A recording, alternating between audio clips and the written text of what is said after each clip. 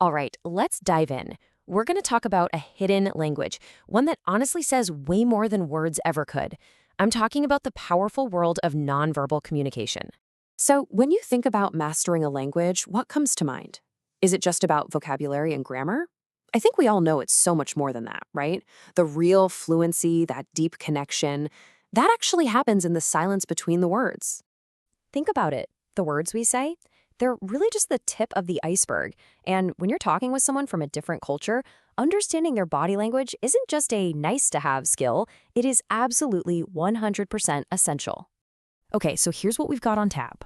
We're going to go beyond the spoken word, figure out what a simple nod really means, talk about personal space, get into the unspoken grammar of it all, and then, figure out how to decode these silent messages for ourselves. All right, first up, let's step away from the dictionary for a bit. We're about to explore this incredibly rich, complex world that exists completely between the lines of a conversation. And just so you know where all this is coming from, everything we're talking about today is based on this deep dive into intercultural communication. It's all about breaking down those really subtle but super powerful nonverbal cues that shape our daily interactions. Okay, let's start with something we all do. Something that feels totally universal, but spoiler alert, it's not. We're going to break down the surprisingly complex meaning of a simple nod.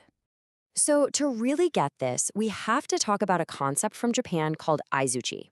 Now, this isn't just nodding. Think of it more like a conversational tool.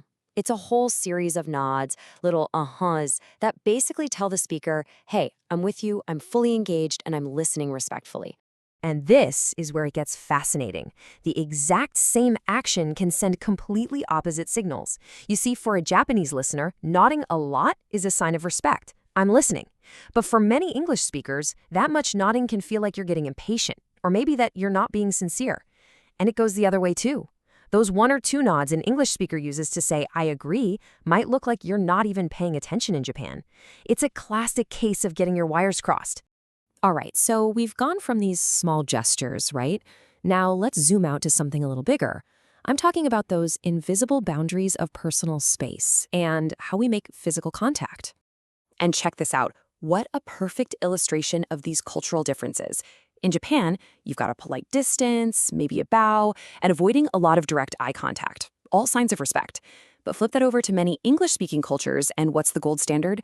A firm handshake and sustained eye contact to show you're honest and confident. You can immediately see how one person's sign of respect could easily be misinterpreted as being untrustworthy by someone else. Wild, right? So you might be thinking this is all just random, but it's not. There's a real logic to it, like a hidden rulebook that guides every single gesture. Let's call it the unspoken grammar.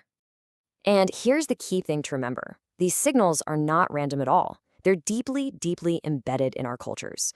You know, it's kind of like a language we learn from the moment we're born, but without ever cracking open a textbook. A simple shrug where you are might mean I don't know, but in another place, it could come off as super rude. It proves that context is, well, absolutely everything. And look, the stakes here can be really high.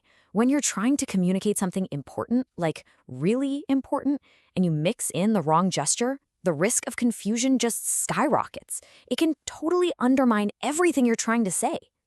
Okay, so knowing all this is great, but what do we do with it? How do we actually use this knowledge and get fluent in this silent language? Well, it matters now more than ever, doesn't it? We live in a world that's getting more and more interconnected every single day. So mastering these skills, it's not just about being polite. It's about actually fostering real global cooperation and avoiding all that unnecessary friction. And the good news is, getting better at this is pretty straightforward. It's a 3-step process. Step 1 is just awareness. Simply acknowledging that this nonverbal channel is always on, always broadcasting information. Then step 2 is observation. This is where you shift from just passively hearing someone to actively watching them, their posture, their gestures, their expressions. And finally, step 3, decode. That's where you put it all together, the observations and the words to understand the full message.